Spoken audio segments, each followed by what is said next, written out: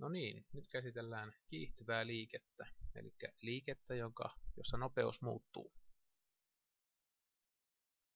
No, katsotaan pari esimerkkiä, missä voisi löytyä kiihtyvää liikettä. Ensimmäisenä meillä on täällä tällainen moottoripyörä, joka lähtee liikkeelle. Meillä on Usain Bolt, joka lähtee juoksemaan maailmanennätysjuoksuaan. Lisäksi meillä on auto, joka törmää esteeseen. Moottoripyörä lähtee nollasta, alkaa kiihdyttämään. Nähdään kiihdyttää nopeasti. Nyt ollaan 160, 180 kilometrissä tunnissa. Saavutettiin huippunopeus ja lähdetään sitten hidastamaan. Huomataan, että edelleen nopeus muuttuu. Myös nopeuden hidastuminen on myös kiihtyvää liikettä. Sitten katsotaan Usain Bolttia, 100 metrin maailmanennätysjuoksu. Näette tässä Usain Boltin nopeuden metreinä sekunnissa ja kilometreinä tunneissa. Huomaatte, että vauhti koko ajan kiihtyy. Nyt mennään 40 kilometriä tunnissa. Täällä näette ajan. Tätä kasvaa edelleen, juostu 65 metriä. Ja nyt lähti hidastuun. Vauhti hidastuu.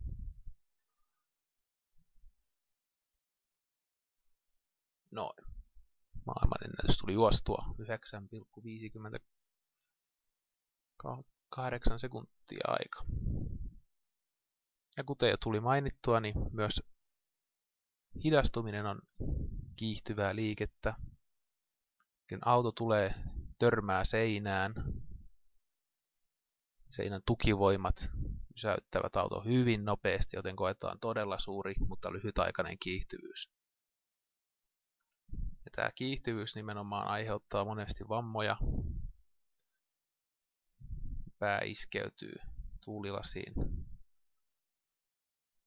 rattiin. Tätä yritetään turvavöillä autoissa ja ilmatyynyillä niin vaimentaa tätä iskua ja parantaa auton turvallisuutta. Voima aiheuttaa nopeuden muutoksen. Mitenkäs tätä sitten lasketaan? Kiihtyvyyttä siis. Kiihtyvyys lasketaan nopeuden muutos jaettuna siihen muutokseen kuluneella ajalla.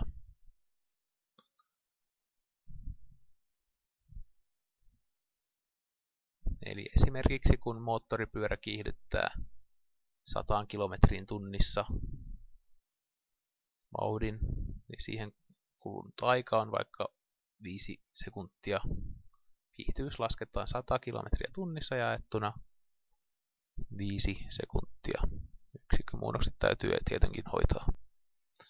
Matematiikan kaavana se on A, eli kiihtyvyys jaettuna delta V jaettuna delta T.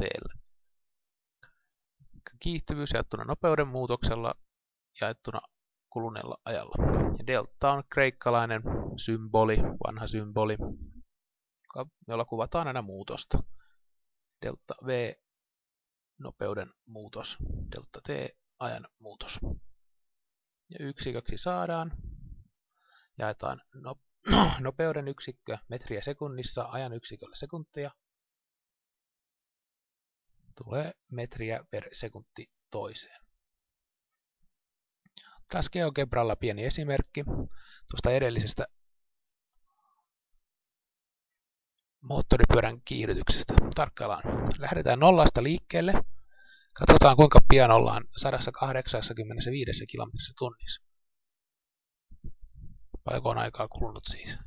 Ja nyt 12 sekuntia noin suurin piirtein. Katsotaan GeoGebralla siitä kuva.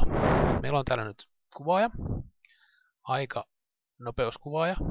Täällä on piste, joka piirtää sitten kuvaajan tuon äskeisen mukaan. Laitetaan liikkeelle. Auto kiihtyy ja kiihtyy, moottoripyörä kiihtyy ja kiihtyy. Nyt Nyt on mennyt 8 sekuntia aikaa jo yli 100 kilometriä tunnissa, tai nopeusaja yli 100 kilometriä tunnissa ja näin. Päästiin loppuun. Aikaa oli lopussa kulunut 12 sekuntia. Ja nopeus oli 185 kilometriä tunnissa. Nyt otetaan laskuesimerkki. Eli muistetaan, että kiihtyvyys A on delta V jaettuna delta T:llä.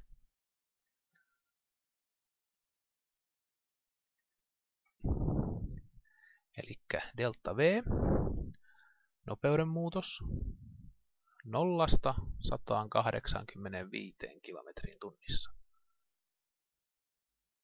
Eli delta V on 185 kilometriä tunnissa. Ja me halutaan käyttää SI-yksiköitä, eli metrejä ja sekunteja. Meidän täytyy jakaa tämä 185 3,6. Saamme metrejä sekunnissa. Noin, sitten delta T, kulunut aika 12 sekuntia.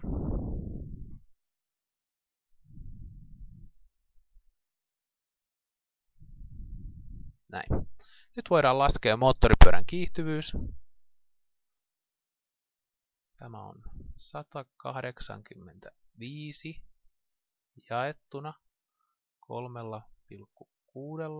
ja tämä oli metriä sekunnissa. Ja laitetaan sulkeet ympärille. Tämä vielä jaettuna delta T:llä, joka oli 12 sekuntia. Tulokseksi saadaan noin 185 jaettuna 185 jaettuna 3,6 jaettuna 12 on 4,282 jotain. Pyöristetään merkitsevien numeroiden tarkkuudella. Nyt on 2.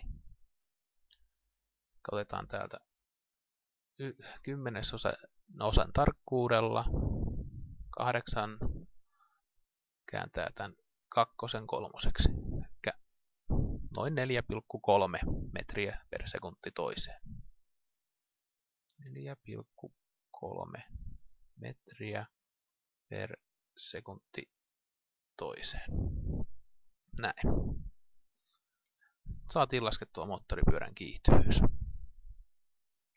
Ja tässä nyt oli sitten käsiteltynä kiihtyvyyden perusteet.